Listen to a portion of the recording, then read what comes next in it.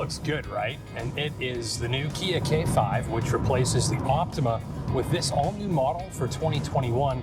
And in this video, we're going to meet the K5. We're going to meet some of its best competitors, which I think you should be looking at as well around this price point. And I'd say that these are all sedans that are worthy of your consideration.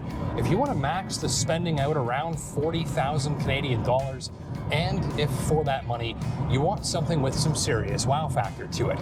So with that, let's start by getting you up to speed on what I think is going to be one of the hottest sedans in this game for years to come. On your screen is the 2021 K5 GT line. Second from top of the line as K5 goes with a 180 horsepower Turbo 4, 8-speed automatic, 4 doors, 5 seats, and interestingly, all-wheel drive. The unit on your screen is priced at the better part of 38,000 Canadian, and I would happily tell you that its wow factor is its look and its features and the way the driver interfaces with everything. Outside, you won't miss it. It's fresh, it's daring, and it's not for everyone, but it stands the heck out. You will not lose this car in the parking lot, and if you've got a moment, well, it's actually quite a lot of fun to run your eyes over.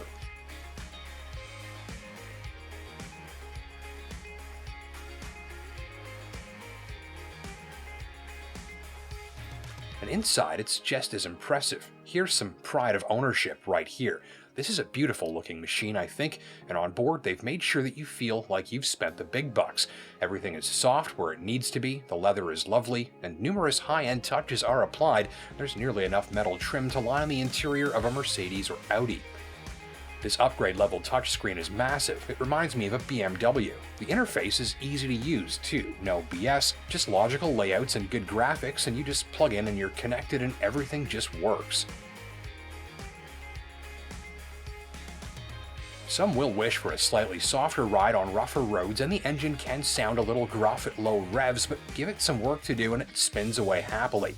So ultimately, this is a great collection of the latest and greatest features, wrapped up in a great collection of unique styling elements and a really nicely done interior that gives you a techie and formal-looking place to enjoy a drive. And that's all-wheel drive, remember. On this Hyundai Sonata Ultimate, you don't get all-wheel drive, but there is redemption, and it's no slouch on styling either. Like the K5, this is an American-built Korean car, and like the K5, I would tell you that it's the styling, features, and interfaces that give this machine its wow factor too.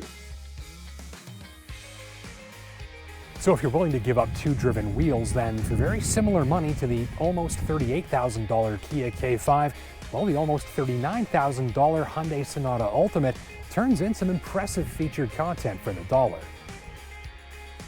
And we're talking blind spot cameras, which I've never seen before and certainly didn't expect to encounter for the first time in a relatively inexpensive car.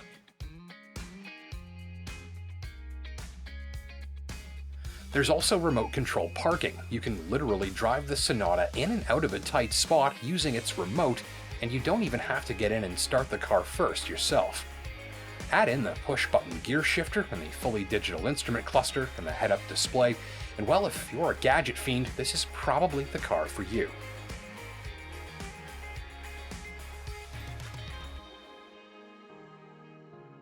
But there are a few compelling reasons to check out the Nissan Altima too, and the model I'm showing you here is the all-new unit that launched for 2019 with standard all-wheel drive in the Canadian market. The Hyundai and Kia run a torquier 1.6-liter turbo engine. Altima gets a non-turbo 2.5-liter four-cylinder with fairly similar output and 182 horses. All-wheel drive expands the appeal further, and all Altima models sold in Canada have it. There's a continuously variable transmission, or CVT, that works just like a regular automatic, but feels smoother in most situations and helps you save fuel too.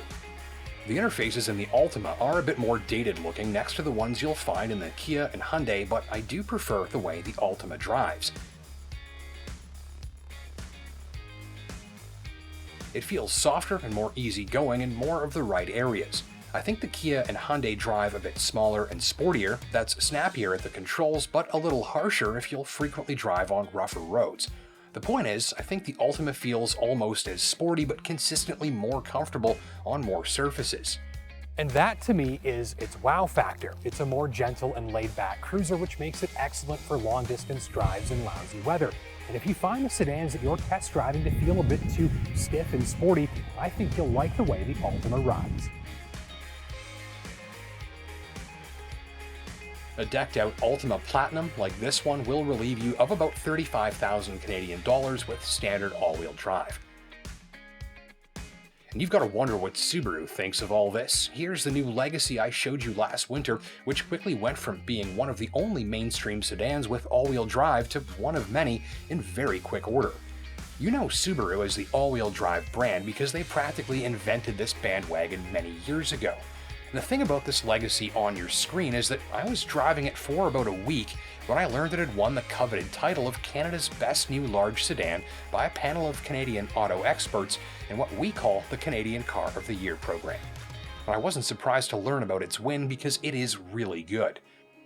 On styling, inside and out, I don't think you'll find this as fancy as the Sonata or the K5. The interfaces aren't quite as flashy and modern, though the vertical screen does look great.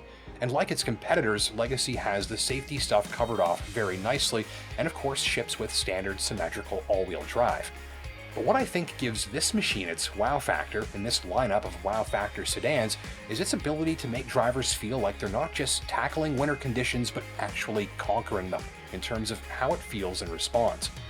Unlike the Kia and Hyundai, Legacy has a big car driving feel to it. It's not as light and snappy and sporty at the controls, but it is more comfortable.